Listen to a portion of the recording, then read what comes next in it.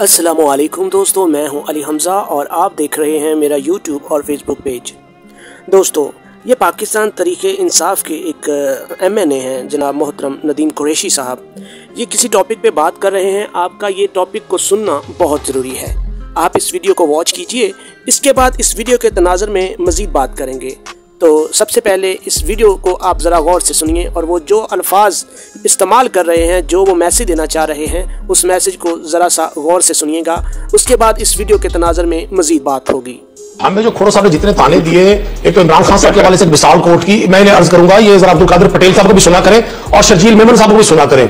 हमें सबसे पहले किसी को तनकीद करते हुए अपने दामन में देखना चाहिए ना। सही, अच्छा दूसरा सही, मैं आपसे एक और अर्ज कर, आप भी सही मेरे लीडर के बारे में आप देखिए, आप मेरे लीडर की बात करेंगे तो मैं तो आपसे सवाल करूंगा ना जी। आपने हमें कहा कि जी हमारे अपने खिलाफ हो गए, मैंने अखबार में पढ़ा, सही सुन नहीं, मैं बच्चा था अगर सही मैं भी आपको माजरत के साथ कह रहा हूं, जब बेनजीर भुट्टो की असेंबली फारूक लगारी साहब ने तोड़ी थी तो आपने फारूक लगारी साहब के हवाले से कोई ऐसा बड़ा स्टेप नहीं लिया था। आज उनके बेटे फिर आपके साथ कोलिशन में मौजूद है तो अपने खिलाफ हो जाते हैं। हर दौर में गद्दार पैदा होते रहे हैं और ये तो खिता ही गद्दार पैदा करने में सबसे मशहूर है। ये तो जहां तो सुल्तान गजनवी साहब के खिलाफ गद्दार पैदा हो गए थे, टीपू सुल्तान के गद्दार पैदा हो गए थे, ये ऐसी बात नहीं है। हाँ, गद्दार जब अवाम की अदालत में जाता है, जब एक शख्स अपना जमीर, मैं इमरान खान के नाम पर मुंतखब हुआ हूं, मैं इमरान खान को छोड़कर किसी भी वजह से, चले मैं नहीं कहता जमीर फरोश, किसी भी वजह से मुझे अक्ल आ गई, मुझे महंगाई ने अकल दे दी, मैं महंगाई के खिलाफ था, मैंने अपनी वफादारी बदल ली, तो भाई क्या महंगाई कम कर दी आप लोगों ने? अभी ना अली गौर बलोच साहब ने बड़ी खूबसूरत बातें की, चूंकि बलोच है, मीठी जुबान है, इनकी बात करते हैं। मैं इनसे पूछता ये हूं आम पाकिस्तानी का नुमाइंदा बनकर, भाई आप तो सारे लोग महंगाई के खिलाफ बड़े बेचैन थे, बड़े परेशान थे, आपकी चीखें, आपका चिंगाड़, आपका शोर गुगा असेंबली में, पंजाब असेंबली की सीढ़ियों पर और GT रोड पर हम अक्सर देखा करते थे। आज वो महंगाई आपने खत्म क्यों नहीं की? 6 माह में कौमी हुकूमत के माहिर मुआशियात सिर्फ मुकदमा खत्म करने आए थे। 3 खबरें मिलती है गरीदा पाकिस्तानी कौम को दिन में, 3 खबरें। एक, इमरान खान पे कोई मुकदमा कायम हो गया, एक PTM से कोई मुकदमा, PTM की लीडरशिप से कोई मुकदमा खत्म हो गया और चीजों के रेट्स बढ़ गए। इसके अलावा कौन सी खबर दी है इस बड़ी शानदार इंपोर्टेड हुकूमत ने पाकिस्तान की आवाम को? जी तो दोस्तों, आपने इस वीडियो को गौर से देखा, इसके लिए बहुत शुक्रिया।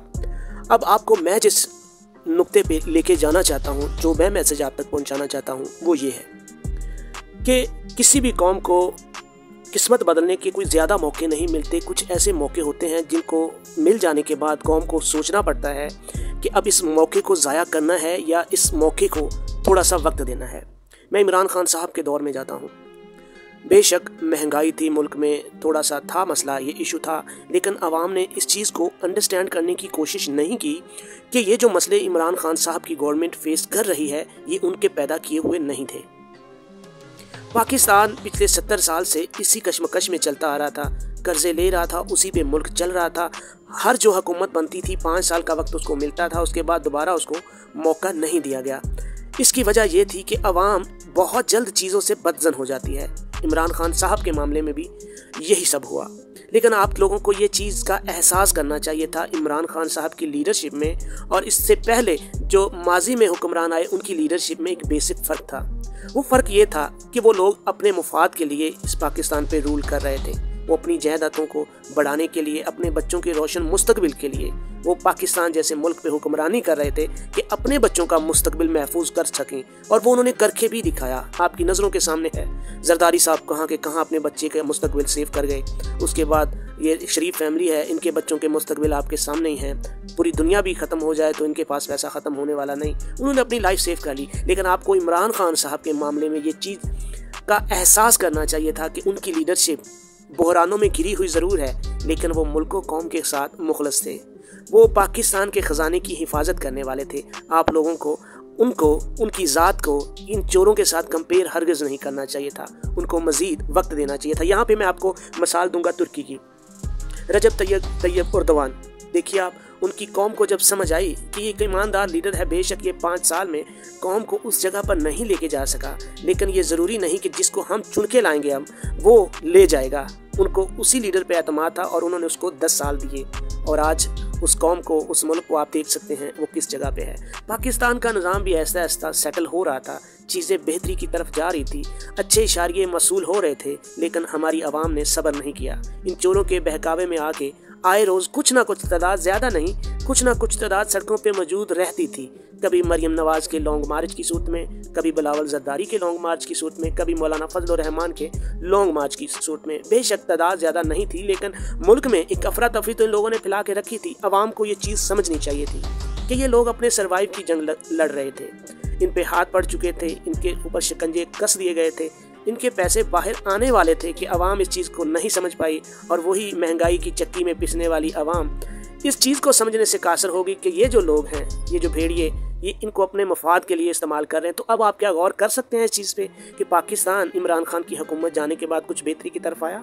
कभी आना ही नहीं था। समझदार तबका तभी समझ चुका था कि कुछ नहीं बदलने वाला, लेकिन कुछ अहमक लोगों ने इसको हवा बनाया और नतीजतन वो देख रहे हैं कि पाकिस्तान मजीद पस्ती की तरफ गया। इंशाल्लाह इमरान खान दोबारा हुकूमत बनाएंगे। थोड़ी सी मुश्किलात ज़रूर हैं, क्योंकि एक चोर और करप्ट लोगों के साथ जंग है, इतनी आसानी नहीं होती। जहां पैसे का बेपनाह इस्तेमाल हो, आसानी से जंगें नहीं जीती जाती।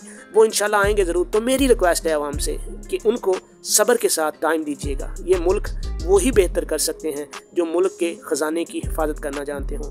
मुल्क जिस पस्ती में है, इसको निकालते निकालते टाइम लगना है। एक छोटा सा घर बनाने में भी वक्त लगता है। एक बहुत 23 करोड़ का मुल्क है, इस पर टाइम लगना है। आपको ये चीज़ का एहसास करना होगा कि इस पर टाइम लगना है। इंशाल्लाह अगर दोबारा से कौम इमरान खान साहब को मौका दे तो सब्र के दामन को हाथ से मत छोड़िएगा। वेट कीजिएगा उस पल का जब हम भी तुर्की की तरह ऊपर आएँ। टाइम दीजिएगा अपने लीडर को और उन पे यकीन रखिएगा। बेशक वक्ती तौर पे महंगाई आए, इन चोर डाकों के बहकावे में मत आइएगा। ये जो दिन आप गुजार रहे हैं, इन दिनों को हमेशा याद रखिएगा कि बड़ी बड़ी बातें करने के बाद आपको ये इससे बुरे दिन दिखाएंगे। अब तक के लिए इतना ही। दुआ में याद रखिएगा। अल्लाह हाफिज़।